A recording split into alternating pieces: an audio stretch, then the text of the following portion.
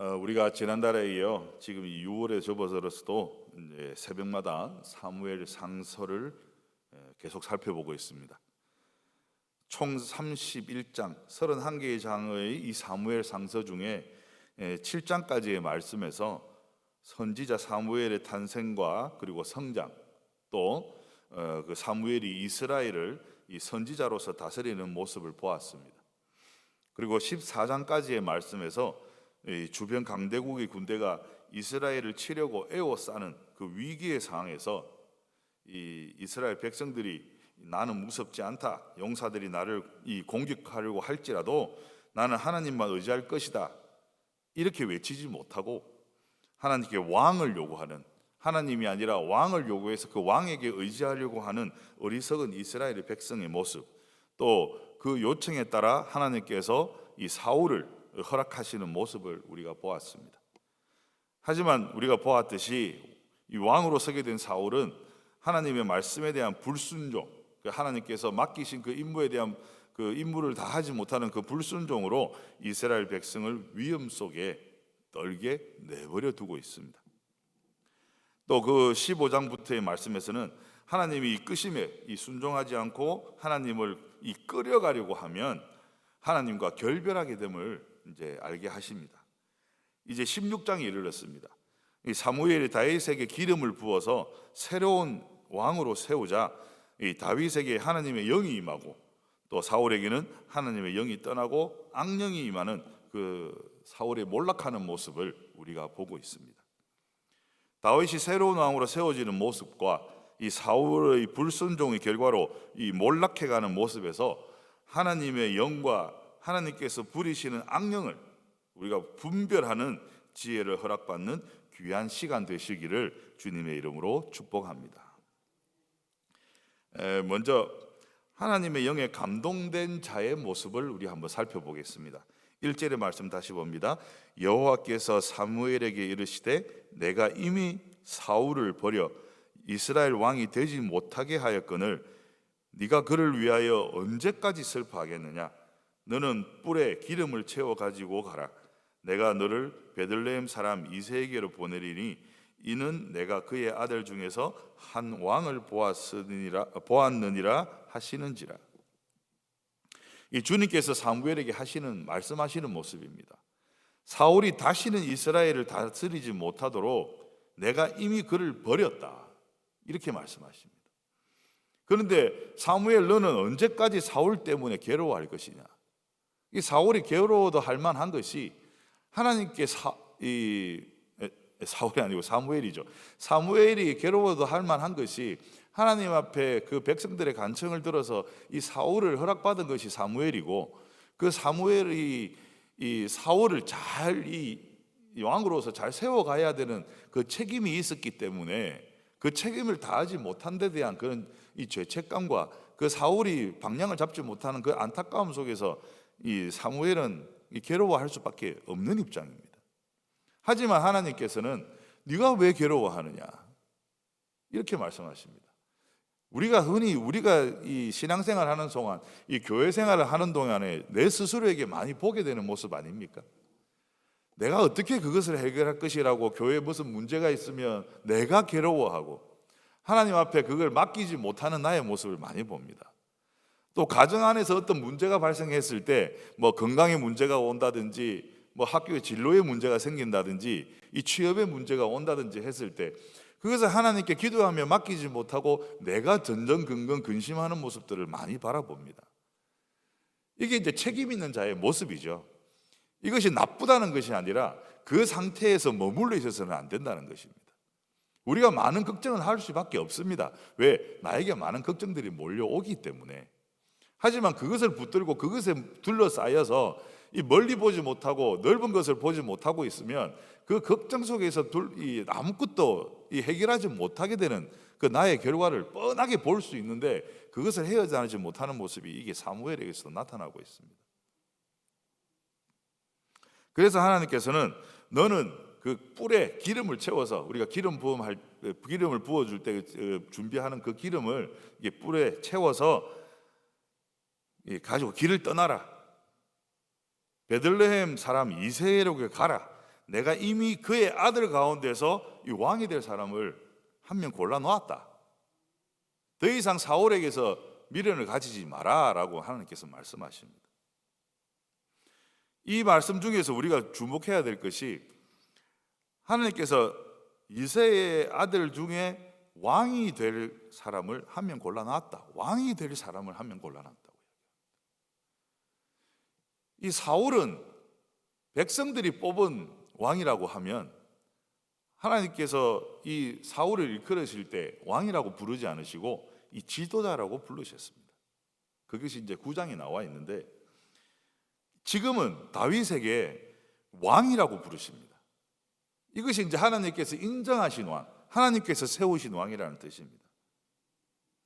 왕으로 인정받은 자와 인정받지 못한 자는 확연히 다를 수밖에 없습니다. 우리가 지금 대통령을 이렇게 세우고 또 뭐 이렇게 지방 선거를 이제 하고 이제 결과를 기다리고 있는데 백성 우리가 세운 왕이 우리의 이 기대에 100% 만족을 줄 수가 없습니다. 하나님께서 세우신 그런 지도자를 우리가 왕을 우리가 기다리고 있지 않습니까? 그래서 우리가 기도하는 것이고 우리의 정치적인 색깔이나 이런 여러 가지 이런 환경 조건들 따져보고 그 사람의 능력을 따져보고 우리의 눈으로 따져보고 그 사람을 잘 세웠다 못 세웠다 또 교회 안의 지도자 이 목사님들을 비롯해서 장로, 권사, 집사 이 모든 당종직들을 우리가 잘 세웠다 못 세웠다 이렇게 평가할 것이 아니라 하나님께서 세우신 분이고 지금이 좀 부족하더라도 하나님께서 세우셨기 때문에 하나님의 시간표 속에서 그 사람들이 성장하고 그 사람들이 지도자로 바로 설 수 있도록 우리가 돕고 기도하고 함께 가야 되는 것입니다. 사울이 이 왕에서 아직 물러나지를 않았습니다. 그래서 이 사무엘에게는 그 왕의 권력 때문에 자기가 혹시나 해를 당할까 두려워하는 그런 마음도 있었습니다. 그래서 하나님께서 빨리 가서 기름 부을 자를 네가 만나라고 이야기하시는데 죽을까 두렵습니다라고 이제 이야기를 합니다. 하나님은 우리 인간의 계획과 상관없이 하나님의 뜻을 이 강권적으로 이루어 가시는 분이십니다. 이 하나님의 마음을 우리가 움직이다, 하나님을 감복하게 한다라는 그런 이야기들을 우리가 종종 이게 보게 되고 우리가 그것을 통해서 기도를 통해서 하나님의 마음을 움직였다라고 이야기하지만 그 범위를 잘 생각해야 됩니다. 하나님이 하나님의 이 인류 구원의 그런 언약에 대한 그 계획을 수정해 가시면서까지 우리의 기도를 들어주시는 것은 아닙니다. 우리를 기다리고 계시는 것입니다. 나의 시선이 하나님의 시선에 맞춰져서 하나님의 그 응답을 감당할 수 있는 그릇이 될 때까지 하나님께서 기다리고 계시고 그 그릇에 합당하여질 때 하나님의 계획 속에서 그 계획의 범위 안에서 조금의 움직임을 주시는 것입니다. 우리의 복을 구하는 기도가 하나님의 계획을 바꿔놓을 수는 없거든요. 우리의 지경이 그렇게 넓지가 않습니다. 인간이 만들어 놓은 원칙과 인간의 경험 때문에 과거에 묶이고 현실에 갇혀서 이 헤어나오지 못하고 있을 때 하나님은 이미 새 일을 준비하시고 우리가 그 일을 향해 눈을 돌리기를 기다리고 계신 것입니다. 이렇게 하나님의 시선에 우리의 시선을 맞추고 하나님의 새로운 일에 우리가 함께 나아가는 사람이 하나님의 영이 함께하는 사람입니다. 우리가 성령 충만이라고 이야기를 많이 합니다. 그런데 우리가 소홀하기 쉬운 것이 성령이 내 마음에 오시는 그 순간을 소홀하기 쉽습니다.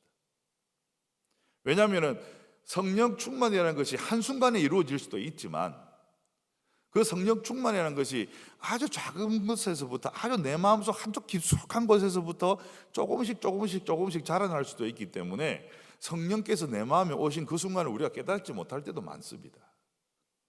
그런데 우리가 성령 충만함만을 계속 이렇게 바라고 또 그것을 위해서 애쓰기만 한다 그러면 내 마음에 이미 성령이 와 계신데 다른 성령을 이걸 가만히 생각해 보면 성령이 아닐 수도 있다는 거죠. 내 마음에 이미 성령이 오셨는데 좀 더 큰 거 바라고 딴 데서 이렇게 자꾸 이제 끄집어 넣기를 원한다 그러면 엉뚱한 것이 들어갈 수도 있습니다. 그래서 우리가 뭐 방언을 한다, 또 뭐 우리가 이제 교회를 하는데 즐거움으로 한다, 기쁨으로 한다, 이 사명으로 한다, 여러 가지 이야기들을 합니다만은 내 마음에 와 계신 성령을 내가 느끼지 못하고 그 따뜻함을, 그 하나님의 음성을, 그리스도의 그런 사랑을 내가 느끼지 못하는 상태에서 뜨거움만을 바란다 그러면 자칫 실수할 수가 있습니다. 그래서 우리가 먼저 잘 살펴보아야 할 것이 내 마음에 성령이 오셨나 안 오셨냐, 성령이 무엇인가를 우리가 먼저 한번 생각해 봐야 되고, 그것이 내 마음에 어떻게 왔는지를, 크게 왔는지 많이 왔는지 작게 왔는지 부드럽게 왔는지 강하게 왔는지 한번 살펴보면 내가 가지고 있어야 될 성령의 충만함이 어디까지인지를 우리가 살펴볼 수가 있는 것입니다. 그리고 판단할 수가 있는 것입니다. 그런데 내 마음에 성령이 가득 채워졌다고 해서 그것으로 끝나는 것입니까? 그것도 위험한 것이거든요. 언제까지 계속 성령 충만하게 뜨겁게 갈 수가 없습니다. 왜? 우리는 육신을 가졌기 때문에 육신이 무너지는 순간 그 성령 충만함을 우리가 뜨겁게 체험할 수 있는 방법이 없어집니다. 그래서 우리가 충만한 성령을 가지고 어떻게 하나님의 계획에 인도받느냐, 이 성령 인도도 중요한 것입니다. 그래서 이것도 모르겠고 저것도 모르겠고 하는 그 성령 내주를 우리가 강구해야 되는 그런 단계와 성령 충만함으로 하나님의 그런 뜨거움을, 그 열정으로 하나님을 섬기는 그 과정과 또 그 열정을 가지고 내 주위에 있는 사람들에게 성령 충만의 그런 뜨거운 열정을 전달하고 또 내 마음속에 있는 하나님의 모습이 나의 행동 속에서 나타나서 전도가 되어지고 하나님이 전달되어지고 또 다른 사람이 그 영향력, 선한 영향력을 받고 하는 그 성령 인도의 과정, 그것이 이제 성숙한 신앙의 과정에 들어가는 것입니다. 그것까지도 우리가 바라고 찾아가야 됩니다. 7절의 말씀을 보겠습니다. 여호와께서 사무엘에게 이르시되 그의 용모와 키를 보지 말라. 내가 이미 그를 버렸노라. 내가 보는 것은 사람과 같지 아니하니 사람은 외모를 보거니와 나 여호와는 중심을 보느니라 하시더라. 하나님께서 사무엘에게 말씀하십니다. 너는 사울 왕을 택하였을 때처럼 그 사울 왕의 그 준수한 외모로 왕감이다라고 판단했던 것처럼 그 준수한 겉모습과 큰 키만을 보아서는 안 된다. 사울은 내가 세운 사람이 아니다. 사람은 겉모습만을 따라 판단하지만 나는 중심을 본다. 이렇게 하나님께서 말씀하십니다. 사실 이 말씀에는 조금의 아이러니가 있습니다. 우리가 사람의 중심을 볼 수 있습니까? 우리가 볼 수 있다고 이야기하지만 중심을 보는 게 아니거든요. 여러분들이 우리 속담에 10길 물속은 알아도 한 길 사람 속은 모른다고. 우리가 보는 것은 그 속을 보는 것이 아니라 그 속에서 나오는 결과를 보는 것이죠. 겉모양을 보고 있습니다. 우리는 겉모양을 볼 수밖에 없는 상황입니다. 그래서 지금 기록되어 있는 이 말씀이, 성경의 말씀이 진리지 않습니까? 사람은 겉모양을 볼 수밖에 없습니다. 그래서 예수 믿는다 그러면 또 옷도 좀 깔끔하게 입고 좀 평소에 부지런하게 화장도 좀 하고 머리도 좀 다듬고 다니고. 왜?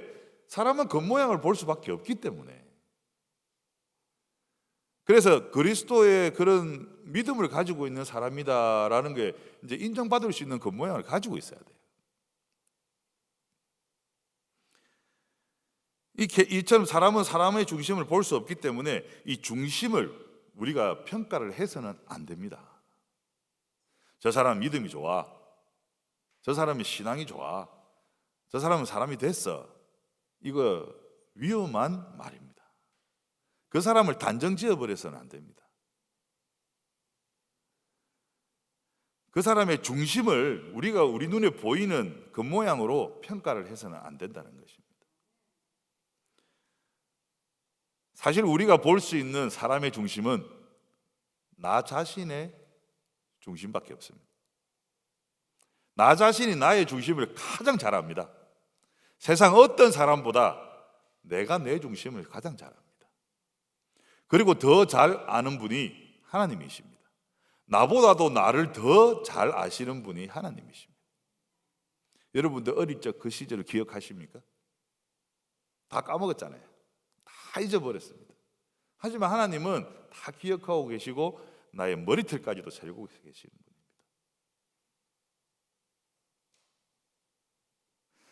이제 이렇게 나의 그 내 모습을, 내가 알고 있는 내 모습을 부정하고 이 옆에 있는 사람들의 겉모습으로 사람을 판단하기 시작하면 나타나는 결과가, 우리가 이렇게 제가 지금 드리는 하나님의 말씀을 들을 때 저 말씀은 그 집사 이야기 같은데 저건 제 이야기야, 이렇게 생각이 들 때가 간혹 있어요. 그죠? 근데 그것은 그 사람의 이야기라고 판단되면 아직 내 마음에 성령이 안 왔다고 생각하십니다. 하나님의 영과 함께하는 사람은 하나님의 말씀이 떨어질 때 저것이 나에게 주시는 말씀이구나, 내가 나를 돌아봐야 되는 시간이구나, 왜 저런 말씀이 나에게 오지? 나는 이렇게 저렇게 안 사는데 저게 저 사람의 이야기구나, 이렇게 단정지어서 회피하지 말고 모든 강단에서 떨어지는 하나님의 말씀은 나를 위한 말씀이다. 지금 내가 저렇지 않더라도 내가 1초 후에 저럴 수 있다라고 인정하고 들어야 돼요. 그러면 하나님의 말씀이, 모든 성경의 말씀이, 모든 주위에서 일어나는 모든 일이 나에게 주시는 교훈으로 느껴집니다. 그렇지 않고 이 모든 말씀이 저 사람을 위해서, 저 사람 신앙이 좋지 않은 사람, 저 사람이 하나님 이 말씀을 들어야 되는데 이런 식으로 그 사람을 평가하고 단정지어서는 안 됩니다. 무조건 하나님 앞에는 내가 있어야 됩니다. 호람대오 하셔야 됩니다.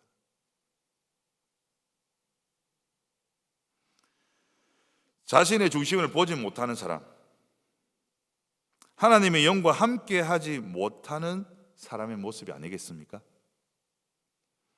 그리고 우리의 수준에서 누군가를 평가할 수 있는 방법은 사실 그 사람의 중심에서 표현하고 있는 그 겉모습 뿐이거든요. 여기서 하나님께서 말씀하시는 이 사람은 외모를 보지만 하나님은 중심을 보신다는 이 말씀은 어두운 인간의 눈으로 사람을 볼 때 내면에서 표현되는 동기를 보아야 한다는 말씀으로 우리가 새겨들어야 됩니다. 나의 모습은 내가 잘 압니다. 저 사람의 모습은 저 사람이 저렇게 행동하고 저렇게 이야기하고 저렇게 그 모양이 저렇게 가지고 있는 사람이면 저 사람의 속에는 이런 것이 있겠구나라고 그냥 그 정도 수준에서 멈춰야 되는 것입니다. 그 사람의 외모가 좋든 나쁘든 그 외모로 인해서 그 사람이 내면에서 표현되는 동기가 그 사람의 순수함이나 이 타락함이나 불손함이나 이런 것들이 왜곡되어서는 안 된다는 것입니다. 그 사람의 이 겉모양이 좋다고 해서 저 사람은 속도 좋을 것이다라고 평가해서도 안 되고, 그 사람의 겉모양이 나쁘다고 해서 그 사람의 그런 중심이 나쁘다고 평가해서도 안 되고, 또 그 사람이 좋은 마음을 가지고 있지만 행동이 나쁘다고 해서 그 사람을 나쁜 사람이다라고 평가해서도 안 되고, 주위에 여러 가지 모습들이 있습니다. 다양한 경우가 있거든요. 하지만 우리는 그 사람을 평가해서는 안 됩니다. 12장 13절 말씀을 봅니다. 이에 사람을 보내어 그를 데려오매 그의 빛이 붉고 눈이 빼어나고 얼굴이 아름답더라. 여호와께서 이르시되 이가 그니 일어나 기름을 부으라 하시는지라. 사무엘이 기름 뿔병을 가져다가 그의 형제 중에서 그에게 부었더니 이날 이후로 다윗이 여호와의 영에게 크게 감동되니라. 사무엘이 떠나서 라마로 가니라. 이새가 사람을 보내서 막내 아들 다윗을 데려왔을 때 그의 눈이 아름답고 외모도 준수하고 또 불구스름한 그 얼굴이 소년이었고, 하나님께서 바로 이 사람이다, 어서 그에게 기름을 부어라 라고 하시는 그 말씀에 따라서 사무엘이 다윗에게 기름을 부었습니다. 그러자 이 기름 부음 받은 이 다윗에게 하나님의 영이 그날부터 계속 이 다윗의 마음을 감동시켰다고 이야기하고 있는 겁니다. 하나님의 영에 감동된 자의 모습이 되었다는 것입니다. 다윗이 더 이상 초라한 목동의 외모와 중심이 아니라는 것입니다. 그러면 하나님의 영이 떠난 자의 모습을 우리 한번 살펴봅시다. 사울은 하나님께서 부리시는 악령에 쌓여 번뇌하게 됩니다. 14절의 말씀에 여호와의 영이 사울에게서 떠나고 여호와께서 부리시는 악령이 그를 번뇌하게 한지라. 사울에게는 주님의 영이 떠나버렸습니다. 그 대신에 주님께서 보내신 악한 영이 사울을 괴롭혔다는 말씀입니다. 여기서 우리가 이제 악한 영 이러면 이제 사단 마귀 귀신을 이야기하는데, 좀 우리가 잘 생각해야 될 것이, 사단 마귀 이 귀신들이 하나님을 대적하고 있다고 생각합니다. 오늘 말씀에 분명히 이야기하고 있습니다. 하나님께서 부리고 계시는 영입니다. 똑같은 하나님의 피조물입니다. 사단의 능력을 이렇게 높이 평가하지 마십시오. 어차피 하나님의 손안에 하나님의 부리심을 당하는 피조물입니다. 타락한 천사지 않습니까? 아마 우리보다도 하나님을 더 잘 알걸요. 그러니까 우리가 이 사단에게 흔들릴 필요가 없는 것이, 하나님 쪽에서 우리가 서 있으면 우리가 사단 마귀에게 질 이유가 없습니다. 그렇기 때문에 이 사단의 정체를 우리가 정확하게 알고 있어야 됩니다. 내가 하나님과 함께 있고 하나님의 능력을 힘입으면 그까짓 것 거들떠 보지도 않아도 됩니다. 그런데 우리가 그게 뭔가 하나님과 대적할 수 있는 능력이라도 있는 듯이 우리가 거기에 흔들리고 두려워하고 할 필요가 없는 것입니다.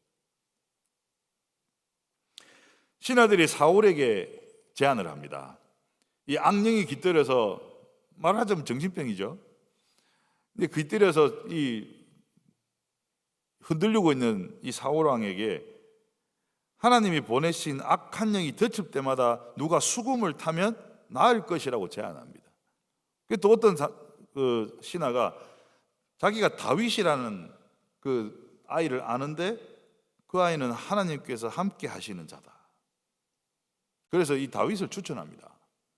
23절에 하나님께서 부리시는 악령이 사울에게 이를 때에 다윗이 수금을 들고 와서 손으로 탄즉 사울이 상쾌하여 낫고 악령이 그에게서 떠나더라.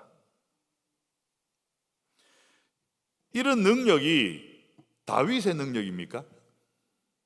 아닙니다. 하나님의 영이 함께 하였기 때문에 나타난 하나님의 능력입니다. 하나님이 보내신 악한 영이 사울에게 내리면 다윗이 수금을 들고 와서 손으로 그 수금을 연주하면 그때마다 사울에게 내린 악한 영이 떠났다는 것입니다. 사울은 제정신이 들었다는 것입니다. 이것은 다윗을 군림하는 자로 세우기 전에 그 사울 왕에게 붙여서 하나님의 뜻에 따라 섬기는 자로 먼저 훈련하시는 하나님의 계획입니다. 하나님은 당장이라도 사울을 몰아내고 다윗을 왕으로 세울 수 있지만, 그 사울의 모습 속에서 이 다윗이 치유하는 그 영으로, 하나님의 영으로 치유하는 그 모습 속에서 다윗을 단련시키고 사울의 그런 마음에 흡족한 자로 세워서 하나님의 계획 속에서 이 왕으로 성장할 수 있게끔 인도하고 계시는 모습입니다. 우리 이 모습에서 보셨듯이 이것이 하나님의 뜻이고, 하나님의 영에 감동된 자의 모습은 하나님의 영이 떠나고 하나님의 부리시는 악령이 시달리는 자를 치유하는 모습이 하나님의 영이 함께 하시는 자의 모습입니다. 이것이 우리의 모습이 되어야 됩니다. 우리가 우리만 치유받고 우리만 하나님 앞에 건강하게 서 있을 것이 아니라 우리의 모습을 통해서, 우리의 그런 하나님께서 함께 하시는 능력을 통해서 세상에 있는 병든 자들을 치유할 수 있는, 악령을 물리칠 수 있는 자로 우리가 서야 되는 것입니다. 기름 부음을 받고 성령으로 충만하여진 이 다윗의 모습이 여러분의 모습이 되기를 주님의 이름으로 축복합니다. 세상에 살지만 세상에 물들지 않고, 성공도 하지만 성공에 매이지도 않고, 오직 성령의 충만함으로 복음의 말이 그냥 말이 아닌, 우리가 듣고 있는 이 예수 그리스도의 그 복음의 말이 그냥 내 귀에 말로만 들리는 것이 아니라 나의 믿음으로 역사하고, 말씀이, 이 성경의 책에 쓰여져 있는 이 말씀이 그냥 단순한 글이 아니라 이 언약으로 성취되는 그런 모습을 가진 자, 이것이 세상에 필요한 사람입니다. 하나님께서 원하시는 사람입니다. 이것이 하나님의 영에 감동된 자의 모습입니다. 우리가 오직 예수로 충분하고 오직 믿음으로 사는 그 한 사람, 하나님이 독생자를 내어주셔서 그의 피로 세우신 이 교회를 사랑하는 사람이 세상이 필요로 하는 사람입니다. 그리고 하나님이 필요로 하는 사람입니다. 하나님께서 원하시는 사람입니다. 사건만 바라보지 말고 그 사건 속에 하나님의 뜻을 찾는 하나님의 영에 감동된 사람. 우리가 이 성경을 볼 때, 하나님의 말씀을 볼 때 소설책 읽듯이 책으로 읽지 말고 그 사건에 매여서 사건 하나를 나열해가는 그냥 소설책처럼 읽지 말고 이 책 속에 담겨져 있는 하나님의 말씀을 볼 수 있는 그런 하나님의 영에 감동된 사람이 되시기를 바랍니다. 이 성경책이 뭐 중요합니까? 이 성경책에 기록된 하나님의 말씀 속에 담겨져 있는 하나님의 뜻이 중요한 것이거든요.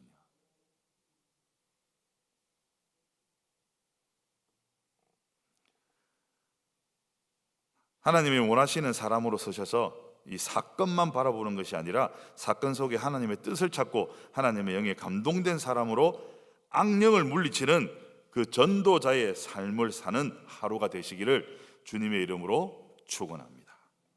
함께 기도하시겠습니다. 오직 성령의 충만함으로 세상에 필요한 사람, 하나님께서 원하시는 사람, 하나님의 영에 감동된 자의 모습으로 저희를 축복하소서.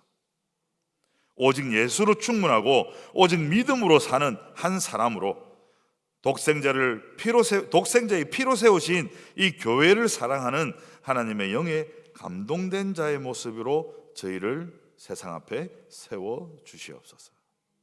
우리 주 예수 그리스도의 이름으로 기원하옵나이다. 아멘.